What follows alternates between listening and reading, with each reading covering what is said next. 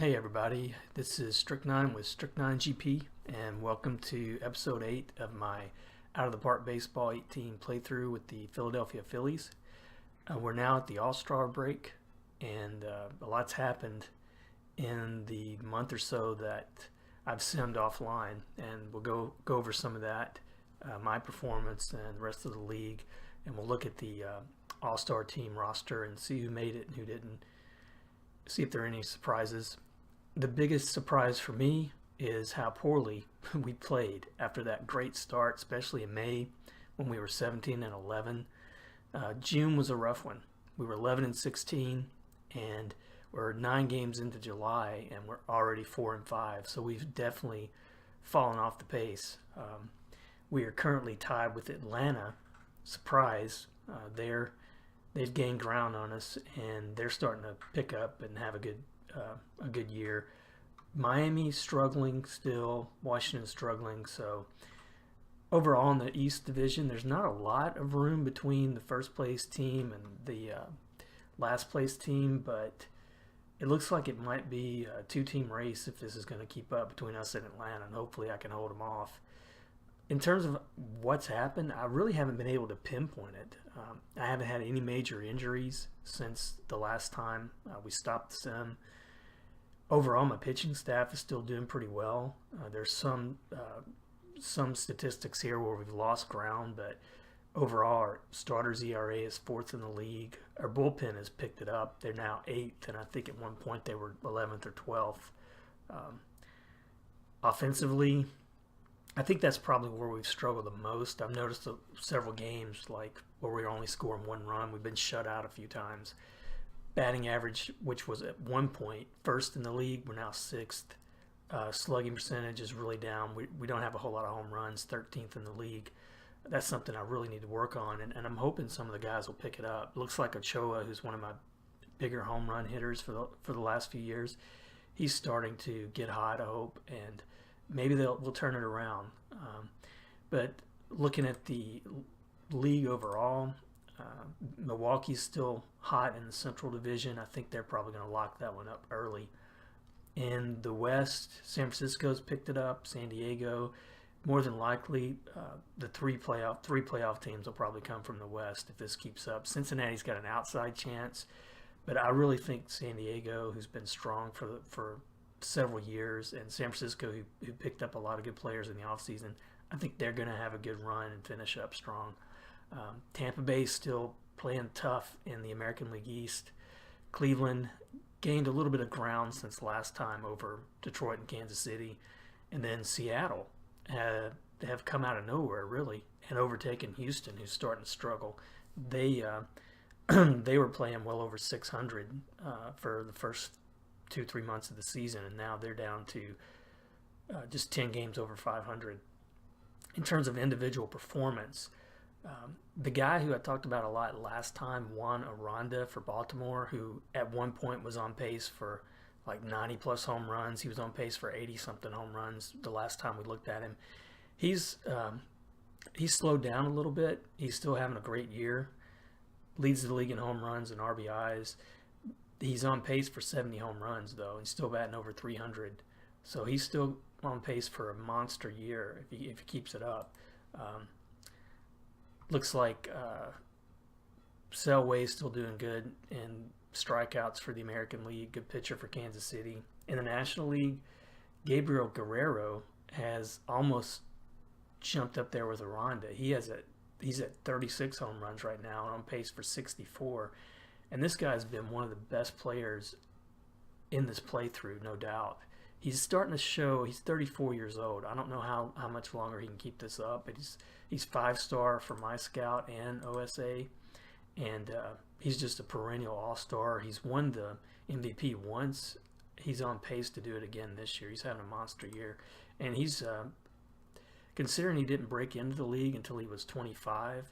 He's already at 431 home runs. I think he's got a good chance at hitting 500 before it's over. Ian Plyler, who was pitcher for St. Louis, I talked about last time, he's still on a good pace, but the win totals have really come down. He's now on pace for just 13. He hasn't been getting many wins lately. More than likely that's because of St. Louis. They're playing not even at 500, so he's probably the best pitcher on a pretty bad team. But that's how the league's shaking up after we're over halfway through the season. So it's going to be probably going to be some surprises as we get closer to the playoffs, get closer to October. I wanted to look too at the AllStar Team, which just came out a day or two before I jumped on here. No real surprises from the players that I'm seeing in the list. I mean, there's a lot of names that I recognize that have been there for a while. Sixto Sanchez, every time I see his name, it kind of eats at me a little bit. He was a guy I could not sign for Philadelphia and wound up having to trade him away. He's been a perennial all-star now for Detroit, and he's on pace for a pretty decent year. Detroit's playing well. And the big thing is he's staying healthy, which he never did for me. He's had 3 years there, 33 or more starts, and he's on pace for that this year. So I think they kind of got lucky picking him up. Bryce Harper's still in the American League All-Star game. He's playing at Texas now. Not having a great year, power-wise, pretty decent, but his average is struggling. He hasn't really hit for a decent average in a long time. Overall, he's close to the 2,000 hit mark. Probably has a decent chance maybe at 500, but I think he might fall short of 500 for his career. Another guy I've talked about a lot that I noticed is I may have to change what I've been saying about him. I've been really talking this guy up, Justin Bellinger. I think I've said before he's probably the best overall player offensively I've seen it in this playthrough. He's starting to lose it. He's just batting .231 for the year. And I talked about this earlier. He's 32, almost 33 now. When you're on that backside of a career and you start seeing these ratings where they show like 13 out of 15, 12 out of 13, 16 out of 19, it looks like he's probably starting to lose some of his ratings. And it's now just a matter of how fast he's going to lose them in terms of what's going to happen for the rest of his career. But he's still on pace to have a productive power-wise year, 41 home runs, 117 RBIs. And for his career, he's been solid, but he may fall off the mark here a little bit of some of the Hall of Fame criteria. So I'm going to be paying attention to him for the next few months to see how he turns, if he can turn his season around. In the National League, the news for us is we only have one All-Star chosen, and that was a fan-chosen All-Star. Otherwise, we may not have gotten any. I don't think this game, whereas in the real MLB, every team gets a pick, I don't know if this game is set up to do that. I think I've had years where I didn't have anyone on the All-Star team. But this year's just Canaan Smith for me. And he's having a decent year. I wouldn't say he's just having a lights-out year, mainly because I've been platooning him. I'm only playing him against righties so far and sitting him a lot. He's on a pretty decent pace, but he's slacked off a little bit lately. I think his July and June have been really rough. You can see May was awesome for him. That's where he picked up a lot of the votes, I'm sure. But since then, he's struggling. Hopefully he can turn it around. I'll probably keep platooning him, even though he's had that, he's made it to the All-Star team. I'll still probably keep platooning him. Another thing that came through for me that's important for me is the mid-season. Let me see. My mid-season report from the owner. And he's really thrilled by what's happening so far this year. Team record, I'm very excited, and he's excited about Sean Barge, the year that he's having. He's really excited about the increase in attendance. But you see here, the big thing is that last paragraph, really, where he sums it all up. During our working together, I've been worried with your progress toward the goals I have set out for you. So this is a make or break year for me. I still feel like that's the case. So I've got to somehow figure out what's going on with this team and pick it up for the second half of the season. And one thing I wanted to talk about too, when I was going over, what I was going to cover in this episode, one of the things that can't be said enough and showcased enough about this game is just the role-playing aspect. They have done a really great job, Marcus and the developers over the years, of adding depth to this game, and the immersion factor is just, it's better just about every version that I play.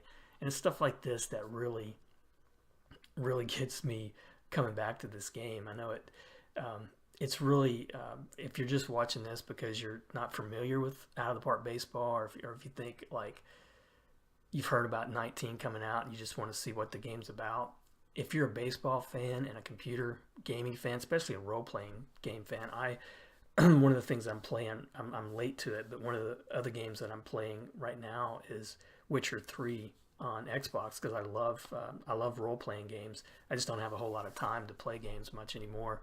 But the role-playing aspect of this game is really, it's unexpected how much you can get into that. I think it's not just about managing a team. It's not just about bunch of numbers and spreadsheets or whatever. I mean, it really does become immersive, and a lot of that has to do with all these things that go on and add to that role-playing aspect. I mean, for me, one of the things I was looking at too is your personal info, like your reputation, that can change. And right now I'm at excellent, but I don't know what I've done to kind of deserve that. But sometimes you're decent, sometimes you have a bad string, and you can just focus on that being one of your goals, is to bring up your reputation, and that makes the game really fun and challenging. And even though I'm having a tough year, that's another thing. I mean, in some ways, I'd rather have a team, a challenge, than just sign a bunch of big name free agents and just cakewalk into the playoffs. But even, whatever your play style is, you can find something to enjoy about this game.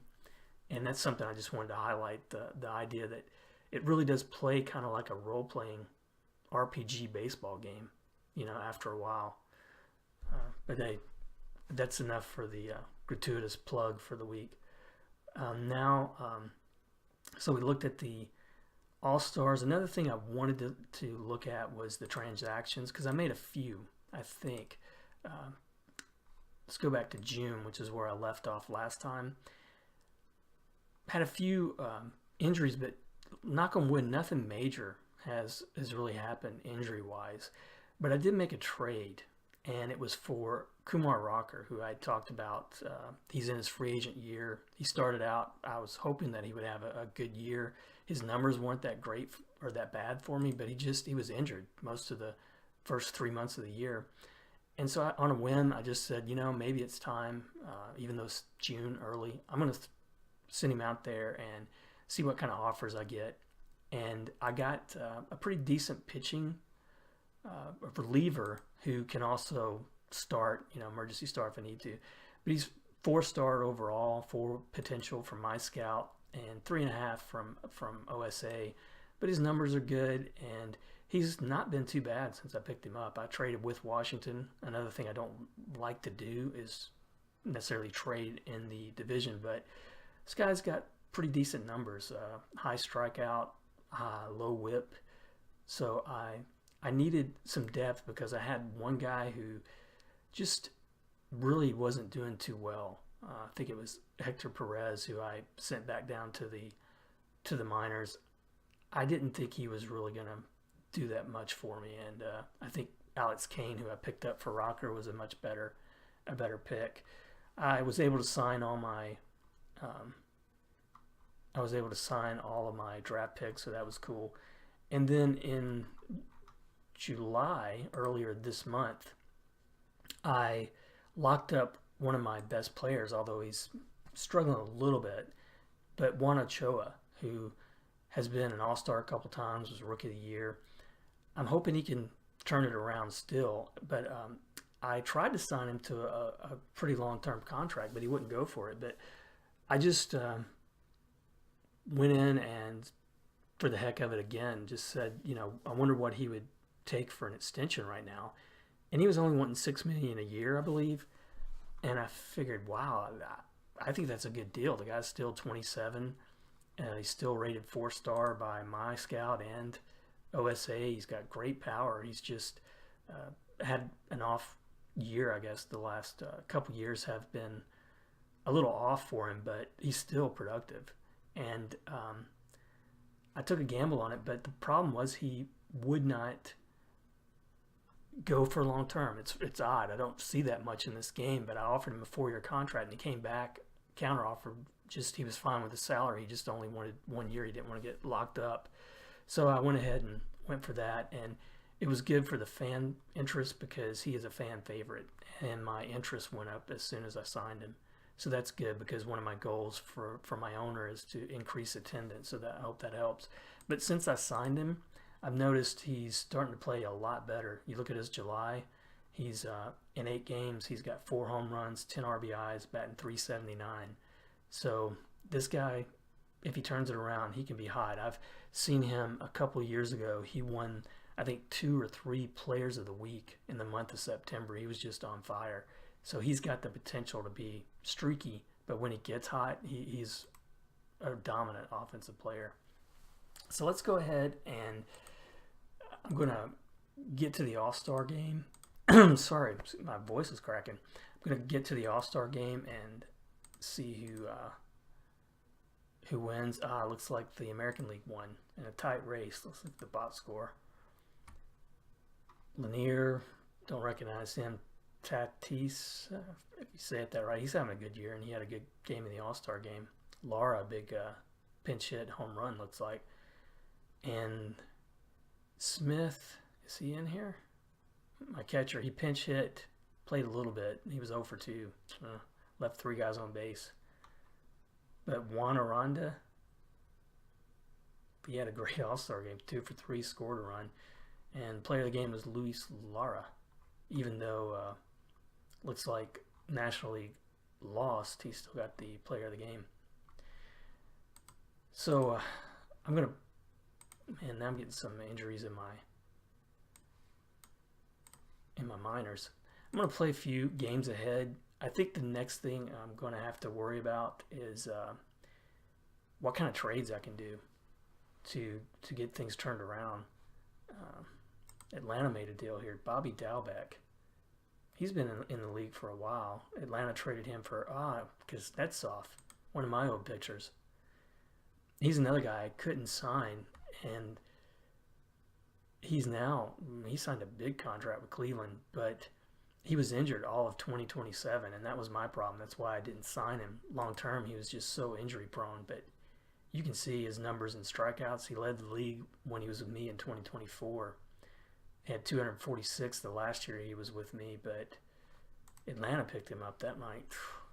That's another reason for me to make some kind of move here before the trading deadline.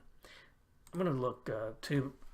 I didn't look at the individual numbers, but let's look at those before I sim ahead. I still think my starting staff I'm happy with, so I don't know if I needed to pick up anybody there. Luckfield is leading the team in wins at 7, but he's off the pace that he was on earlier. Still having a pretty decent year. Juan Rea has pitched well, 2.97 ERA. He's just, I guess, been outmatched, and we haven't been playing well for him. Miguel Castro is still playing pretty well. He's got 16 saves. Ramos is doing good. Chris Ollis, who's won the Reliever of the Year award once before, he's putting up some pretty good numbers as well. 1.97 ERA. He might be in contention for that again. And then offensively, Sluzarek, who's now looks like he's got a little day-to-day injury he's working on. He's come off his pace quite a bit. Looks like June was pretty poor month for him, and July's getting even worse. So that's definitely where I'm struggling. I've got to somehow come up with some offense. Royce Lewis is having a very poor year, real off year from him. Juan Elman, who I'm still going with as a starting left fielder, he's just he's not having the year I thought he was going to have either. Man, he's batting 111. in July. So those are the guys who are going to have to turn it on. David Dahl he might be somebody I need to look at as a replacement for Elman, because coming off the bench, he's batting .315. He's got showing some power, and he's got a great defensive rating at left field. Even though he's injury prone, might be a gamble to start him every day. That might be what I have to do.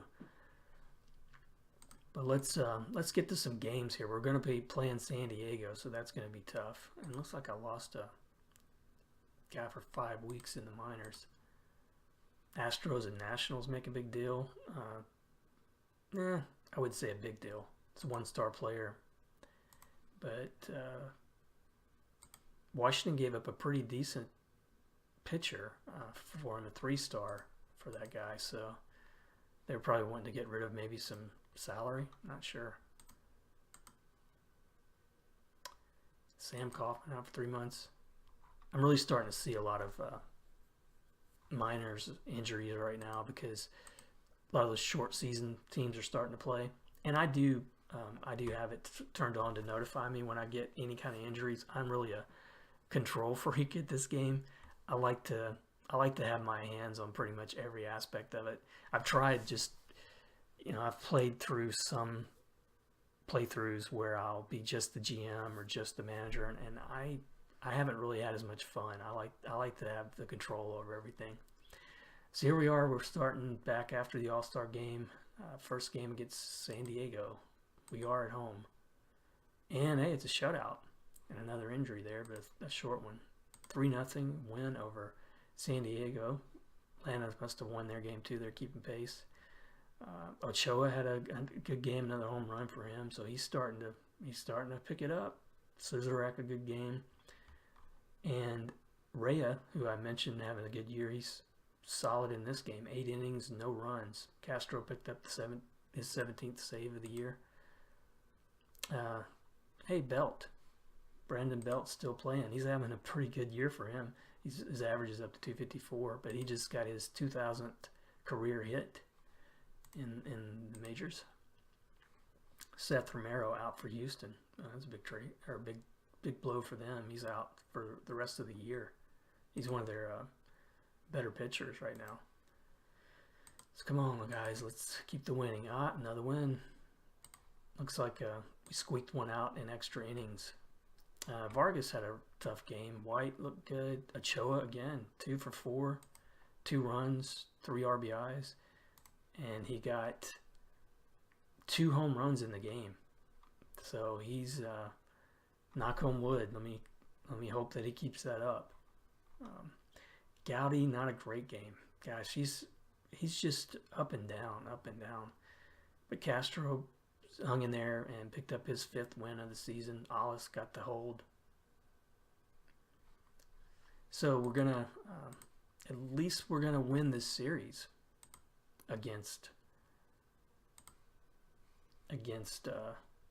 San Diego.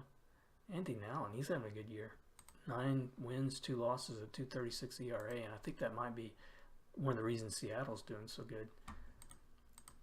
All right, guys, let's see if we can have a sweep going on here. All right, and that's how we do it. 5-2. So we went ahead and swept San Diego. That's the best we've looked in a while. It's been a long time. St. Louis wants to trade Braxton Garrett. Let's see how this game went. Vargas, he's struggling. He hasn't had a hit in his last 2 games. Hasn't had a hit in 3 of the last 4 games. Ochoa, oh my, 2 for 3, 2 runs and an RBI. I think he may have had another home run. He did. His 19th, now on pace for 34. It's the kind of player he is. When he gets hot, he can really carry the team. Schrimsher, a decent game for him. Looks like Castro may have gotten the rest, and Neris picked up the save. I'm wondering if Ochoa is going to get Player of the Week. I have a good feeling about this. But let me deal with this. Another injury that did happen, Adam Oviedo. He was on the DL for a couple of weeks with back spasms, and I think it was just a minimal thing, but I wanted to play it safe, and I put him on the DL. I'm going to put him back, and I'm going to send Gonzalez to the minors. One good thing about Oviedo is I really felt confident that he was going to turn out to be a good pick at third base, even though he came in rated low at third base. Start the year, he's already up to, his position rating at third is now 14. He's got great defensive ratings in the infield. His offense is just quite a bit off the pace, so I'm going to hope that he can turn that around. Let me see where I fit him in to the lineup. So he's going to be starting at third. And Staub, I'm just going to keep him playing here in reserve. Yeah, I think I'll bat Oviedo at the 8th spot. He's a good spot to have protect the pitcher a little bit. And then Staub, I think against lefties, I want Staub to Chambard's just, his ratings against lefties aren't that great, and for the year, wow, he's batting .302, so never mind. I'm going to keep playing him, and Staub will just be in reserve, but I do want Staub to get some time because he's having a pretty decent year coming off the bench and starting in reserve, so I want to give him a chance to pick up some pinch hit at-bats.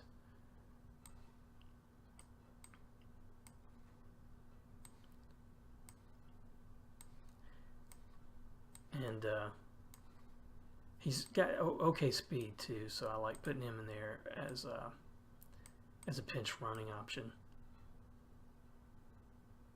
And almost done here. And I'm going to have him as my #1 pinch hitter against lefties. So let's look at the news and let's see what's going on now. We're playing the Mets next. That could be good. We're back up to a game over Atlanta. So Juan Shavira had a good game. No, looks like Huerte with Miami had a better week than Ochoa. No Estevez, no comeback from Mendoza. And that's for Milwaukee. That might hurt them. No, he's not that great a pitcher. But in terms of the power rankings, we moved up. We were kind of down here in the middle for most of the last couple weeks, but now we're back up to 7th. So that's pretty good. But I'm going to look at this one more time because sometimes the way the voting works on this thing.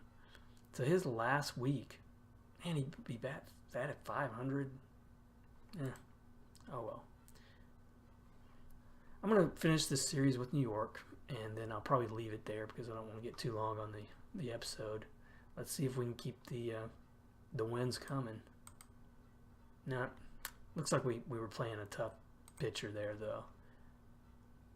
Got some injuries there in Clearwater, but not too bad. See how this one turned out. Vargas still not hitting. Holmes, McMillan, Ochoa, 1 for 3. Luckfield, not a great game from him. Even Ollis gave up a run.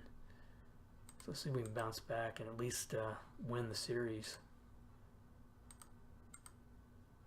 Oh man, we lost 5-1, and Jamie Wines. That's a big injury, but I don't think he's an important player for me. Oh, and Cincinnati. Gabriel Guerrero is injured. He's going to miss 4 weeks. That's going to hurt his run for 70 home runs. He's back down to on pace for 62 now. Mike Pelton, the big player for Toronto, he's going to miss some time. And looks like this guy, Takeuchi, he's having to retire. But let's see what happened in this game. Vargas, at least he got a hit. Lewis was 2 for 4, but his average is down to 228. That is so unlike him. Corey Line didn't have a good game. He's my 5th starter. So we need to we're back tied with Atlanta now on top of the division. We've got to win this game. We lose.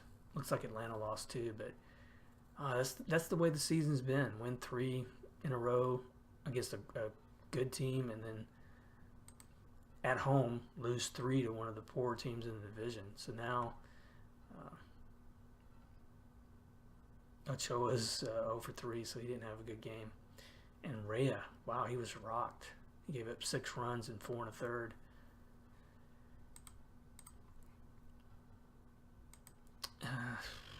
Dave Hoopsman, he's having another good year. He was the MVP from last year in the National League. So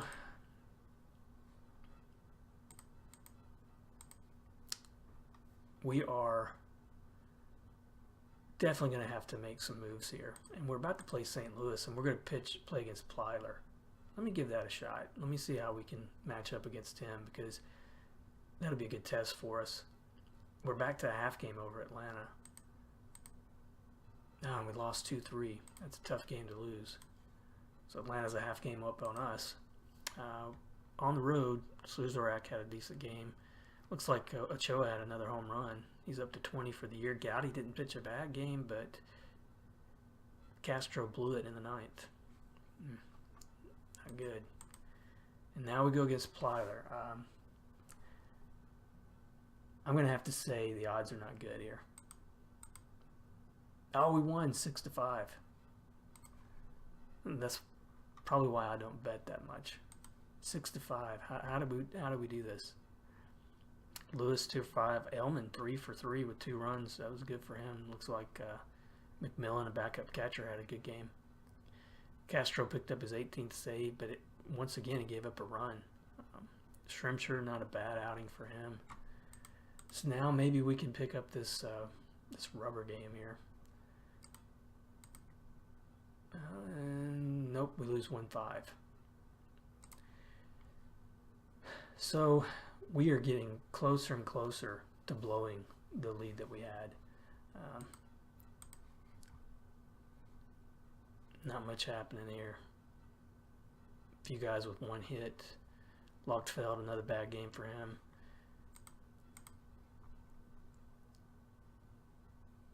And we've got a trade proposal from St. Louis, and looks like they're wanting to get rid of Braxton Garrett. And no wonder, $22 million? No way. That's a terrible contract. I'm not sure why they would even sign him to that contract. Wow. Jones was player of the tag. Ernesto, player of the week. And now we're down to 16th, and that's kind of where we've been riding the last month and a half or two. On the power rankings. So looking at the standings, when we end this episode, we are now a half game over Atlanta. And the way Arizona and San Diego and San Francisco now, who are they've moved up to first place, the way those guys are playing, we're going to have to win the division to make it to the playoffs. So it's going to come down to how well we beat or hold off Atlanta. And I don't know. It's looking iffy. Aranda, though, just noticed is back up to 42 home runs, so he's on pace for 69. So the focus is going to be, I've got to bolster that offense somehow. And it's going to have to come probably either trading a prospect or trading some of my pitching. I'm hopeful that Lewis can turn it around. His ratings haven't taken a dive. He's still so strong, and he's strong against both sides, lefty and righty. But it's probably going to be in the outfield. Elman is just not, he's not picking it up. So I think I'm going to have to focus on, do I put Dahl in the spot at left field? I haven't checked the waiver wire in a while. No, nobody's there. Or do I try to make a trade here to get some offensive help? And that's what I'm going to be focused on as I get offline here. And more than likely, I will go through the trading deadline. We're a week away right now. And I'll work up a trade or work up some move that's going to help me get some offense going. I bet we've probably slacked off since I even looked at the. Yeah, I mean we're down double digits here in some of these ratings. We've got to get better. Pitching is still okay overall, top 10 in most, top 5 in several. So it's going to have to be with the offense that we turn this around. So that's going to be my focus as I get offline here. Hopefully you'll come back for episode 9. Thanks for watching this one. If you like what you're seeing, you can subscribe to keep up with the episodes. If you have any comments you want to leave, any questions about how I'm playing, any questions about the players, let me know in the comment section and I'll answer it in a later video. But thanks for joining me, and I look forward to seeing you in episode 9. Wow. See ya.